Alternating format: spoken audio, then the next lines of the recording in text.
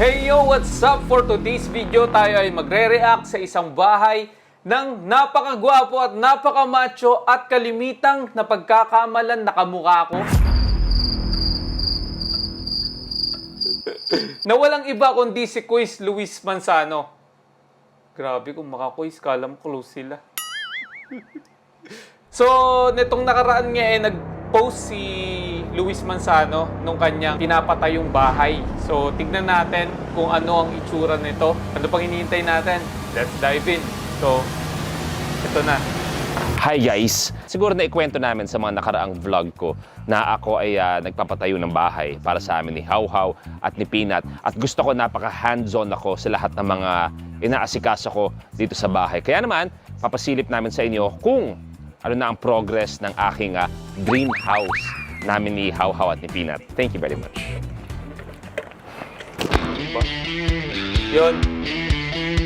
Kung makikita nyo, nagsuot siya ng hard hat. Sa mga hindi nakakaalam, hard hat yon. Tapos meron siyang suot na vest. At syempre dapat naka-safety boots din kayo. Importante to pag pupunta kayo ng site. Ito ay para sa protection nyo. Para kung sakaling merong mahulog or something, protected yung ulo nyo. At kung meron namang mga nakakalat na mga kahoy na may nakausling pako, so pag naapakan nyo yun, protected naman yung paa nyo. At syempre, dapat may vest din kayo para sa visibility nyo sa site.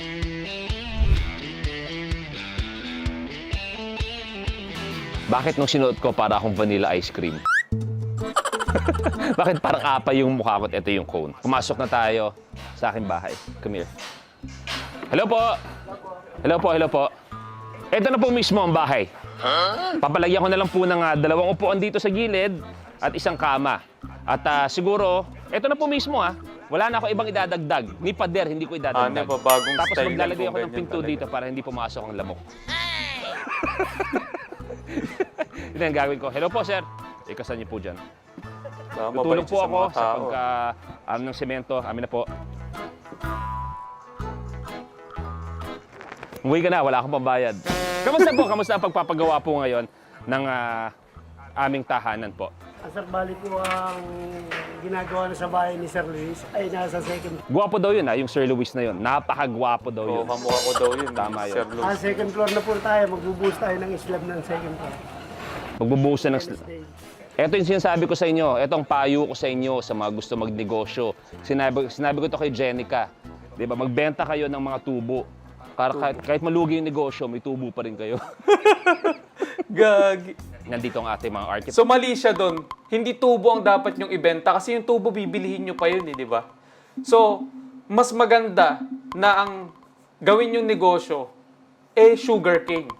Di ba? Para mas malaki yung tubo nyo doon. Di ba? Di ba sugar cane, Tagalog, tubo, parang mas marami yung tubo. Tubo. Wala rin, mali din. Etong sinasabi niyang mga tubo, yan ay tinatawag na scaffolding. So, ginagamit yan para maikasan ng maayos or para maabot ng mga workers yung mga mahihirap abutin na parte ng kinoconstruct nilang gusali. So, may trivia lang ako about sa scaffolding. So, sa China, kahit na modern na ang panahon ngayon, meron pa rin part sa China na ang ginagamit nilang scaffolding ay bamboo pa rin. Kasi abundant sa kanila yung bamboo.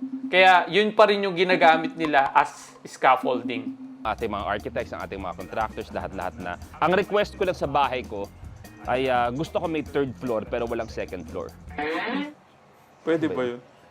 Sabay pa kami. Walang. Seryoso, eto kasing bahay na to, dating pa may-ari ng airmat ko.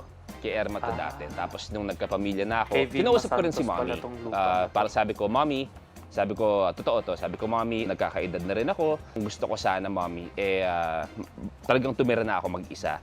Umokay naman siya. Sabi niya, sige anak, okay naman ako. Sabi ko, buti na lang kasi nasa labas na yung gamit mo.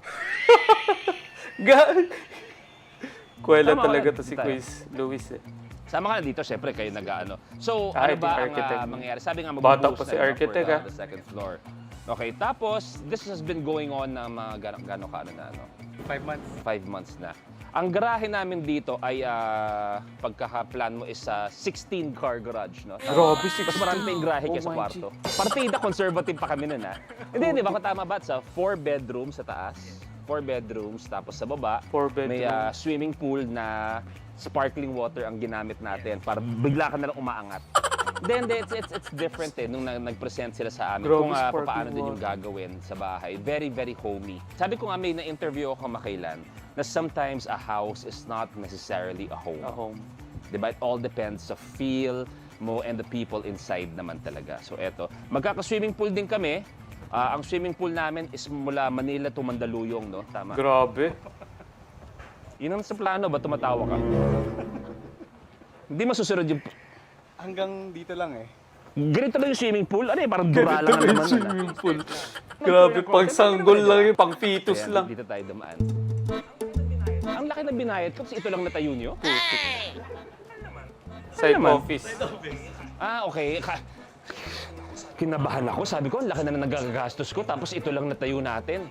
Pambihira. Okay. Importante rin kasi na merong site office. Yung mga plano, yung mga importanteng bagay, doon mo ilalagay. Para kung meron may problema, madali siyang ma-access doon. Para mas madaling ma-address yung mga problemang nag-a-arise doon sa ating ginagawang construction. At doon din nag-i-stay yung ating mga personnel. So, yung mga supervisor, kung meron man, yung architect, yung engineer. So ayun, meron silang place na magiging comfortable sila sa pag-stay nila doon sa site. Game. Umaga na tayo, walk through. Okay, Uy! saan mo tayo?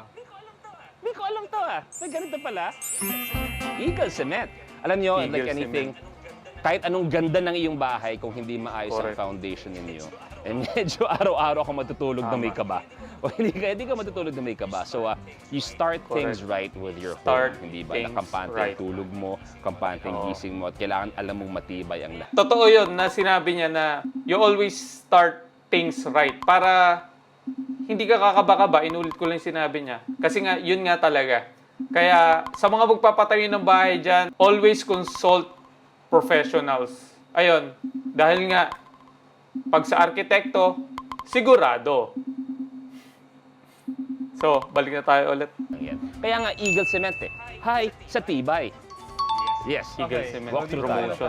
Makat ko lang muna ulit doon kasi about sa cement na pinopromote niya. Sa construction kasi, hindi basta-basta lang na hinahalo yung semento. Meron siyang proper ratio and proportion na meron siyang tinatawag na Class AA, Class A, Class B, at Class C. Ang lahat ng classes na yon ay merong specific na ratio and proportion ng cement, sand, at gravel.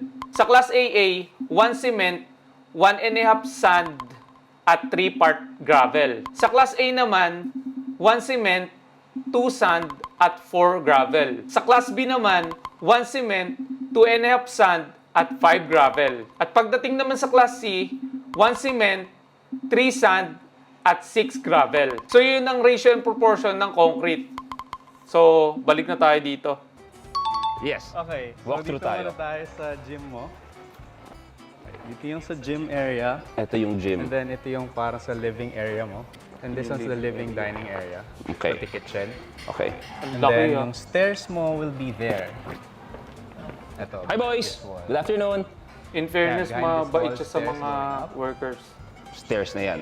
Yes. Yun ang gusto ko. Ang isa sa mga kinausap ko, ang def, sinalayan na yung taas ng kisame ko, gusto ko astronaut na magdilinis nun. Gusto ko ganun kataas. Astronaut, grabe. Nakakatawa ako, di ba?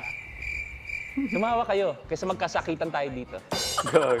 Okay. Okay, and then sa taas is yung sa master's bedroom. Kung ito yung gym, ito yung pool. Obviously, So, yun yung pool. ang lalim ng hukay, no? Ah, Pwede ba natin saglitan na? Yeah, pwede. Sige. So yung pool, pupuntahan nila yung pool. Well, tanong ko lang wala na bang igaganda yung pool? ano ba lang? Hukay pa lang. Nakabahan ako eh. Kahit mga dalawang tiles man lang para lang maiba yung itsura. Papalagyan mo na. Ayusin nyo naman, hindi pa ito yung pool, no? Hindi pa naman to, no? Kinakabahan ako sa inyo. Kaya nag-excavate pa lang sila Baka ng magkasakit pa nga pool. ako pag tinalong ko yun eh. Gano'ng kahaba ba yung pool?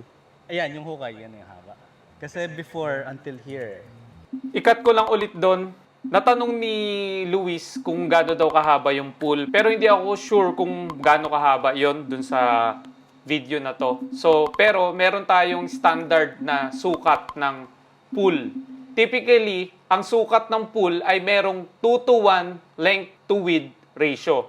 So, meron tayong 12 feet by 24 feet, 15 feet by 36 feet, 16 feet by 32 feet, at 20 feet by 40 feet. At meron din tayong tinatawag na Olympic size swimming pool. So yung size ng swimming pool ay depende sa needs ng taong gagamit nito. So, yan, balik na tayo. Kaso may puno, sayang. At yung puno na yan, mango tree yan di ba? Yes. Super may tagal mango na tree. yan. At syempre yung mga ganyang bagay. Yan yung hindi natin ginagalaw. Nauna na yan sa ating lahat, di ba? Yes. At tama rin yung may mga friends tayo na rin dyan na rin. So hindi nagagalaw yan. Friends. So, ikat ko lang ulit doon. So, maganda yun na sinave nila yung puno. Dahil nga, alam nyo naman na global warming na. So, magandang i-retain na natin yung mga puno na nandoon na sa ating mga existing na mga lupa. I-incorporate na yan ni architect kung paano niya gagawin yung design na nandoon yung puno. Kasi nga, alam mo naman, kailangan na natin maging environment friendly. Kaya thumbs up kay Luis na sinave niya yung puno na yan at hindi niya pinaputol. Yung Okay. sa service quarters natin, Service sa driver's quarters. seat. Gusto ko yung basement natin sa sobrang lalim, isang dipan na lang si Satanas na. Gag! Pati si Satanas sinama mo Pwede pa. ba yun? Grabe naman yun. Actually, nang-trip na lang Oo ako nga. dito. Halata nga. Then, ito na yung second floor. Ayan. So, ayan. Pwede naman tumapak-tapak dito, no? Pwede, pwede. Okay. Okay. Ito yung masters. Itong buo. Itong buong to Ayan. ang magiging... So kung makikita niyo yung stage ng bahay ngayon ni Luis ay nasa structural stage pa lang siya. So itong nakikita niyo ngayon, ito ay slab. So hindi pa siya nabubuhusan ng concrete kaya naka-expose pa yung mga rebars niya. So merong dalawang uri ang slab.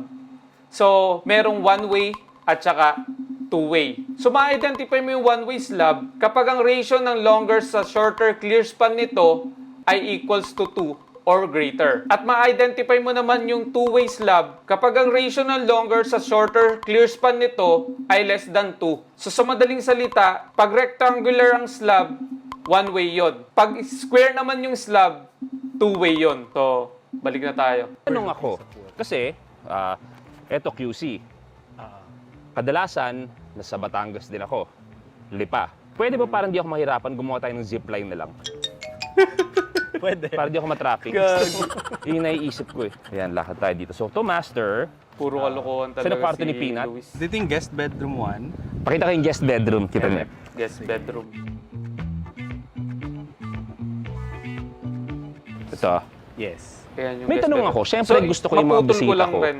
Hindi Kung makikita makalimutan niyo sa ang likuran, experience sa pagtulog. ni Luis. Ayan. Yan yung mga beam reinforcement. Kung makikita nyo, may part siya na putol. Ayan o, may mga putol siyang part. Ang tawag dyan, cut bars.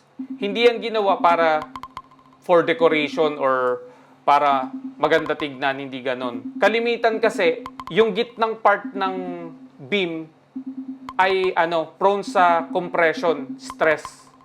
At yung magkabilang dulo naman ng beam, naman yan, prone siya sa tensile stress. Kaya, meron siyang additional na bakal doon na nilalagay. Tapos yung makikita nyo na horizontal na continuous bar, ang tawag dyan main bar. At yung mga pa-vertical naman na nakikita nyo, ang tawag dyan is stirrups. So, ayun. Bahay. Pwede So, ba wag balik na na natin tayo ulit. bubungan? Inodoro yan, no? O tubo lang talaga? Meron inodoro. Okay. Akala ko tubo lang talaga. Seryosong tanong to, Pang poops talaga yan. Yung malaki. Oh, Yan yung mga piping, Alam yung niyo, mga tinuro niya kung yung yan, piping kahit ng sa akin, biyak yan. para sa Kasi yan talaga yung sanitary. mga pipe. Kinakasayan bago magbuhos ng slab para naka-embed na sila sa sa slab. Hindi ka na magbo-boring or magbubutas pa. Tapos kung mapapansin nyo dito sa gilid, ito yung column. Column reinforcement bars. So kung makikita nyo, itong mga bakal na nakatayo, ang tawag dyan, vertical bars. Tapos, yung mga naka-horizontal naman na bakal, ang tawag dyan is stirrups. So yun yung nagbibigay tibay sa mga column. Yung diameter at yung taba ng mga bakal na ito ay nagdidepende kung gaano kabigat yung load na kanilang binubuhat. Indoor garden. Ayan, marami tataka kung ano to. Maglalagay ako ng bungee. garden siya. Para may extreme sports. Hindi, nagkaroon ako ng atrium. Atrium. Yan, meron ako parang indoor garden na pinalagay. May skylight siya. Yan. Nakabukas lang yung ilaw para sa gitna ng living room mo. Eh, yan yung kita mo. May mga konting halaman. Oo. So nabanggit niya na meron siyang indoor garden or atrium, tapos sa taas nun merong skylight. So magandang feature to ng isang bahay dahil merong natural light na pumapasok sa loob ng bahay mo. So sa umaga, hindi mo na kailangan magbukas ng ilaw para lumiwanag yung loob ng bahay mo. So napakagandang feature to para sa isang bahay. Man, ang gagawin ko, lahat ng halaman dyan, makahiya. Then naisip ko na Makahiya, grabe. magkakaroon tayo ng skylight ba yun? Skylight? Yes, skylight. Skylight, bukas yan. Tapos yun yung halos centerpiece ng living room. Oo. Yes. Or sa welcoming. Kasi di ba? pag Sa welcoming, may so, indoor garden ka, Oo, magandang lounge may area lang. skylight ka Ito. para yung ito yung tambayan area. yung mga Tapos, ang halaman iniisip namin, ang iniisip ko nasisikatan rin, pa isa rin sa mga ng araw. bedroom. It's either pwede namin gawing theater room. Yun lang guys. At maraming salamat sa pagsama sa akin dito sa update sa dream house namin ng The Manzanos na soon makikita na natin kung anong end result. Thank you very much sa lahat ng teams na gumagawa sa mga boys natin. Maraming salamat. So thank you for watching the vlog. God bless guys and see you soon. Ayun na nga. So yan, dito ko na lamang i-end ang ating video for today at naway nag-enjoy kayo sa ating reaction video para sa bahay ni Luis Manzano. Actually, wala pa tayong makikitang architectural elements kasi nga structural stage pa lang yung bahay niya sa ngayon. So, abangan natin kung anong kalalabasan ng bahay niya later on. So, ayan. So, dito ko na lamang i-end ang ating video for today at naway makita ko pa kayo sa ating mga susunod na video na ating gagawin. At kung meron kayong gusto na pwede natin gawin, just comment down below at gagawin natin yan. So as always, see you on my next video.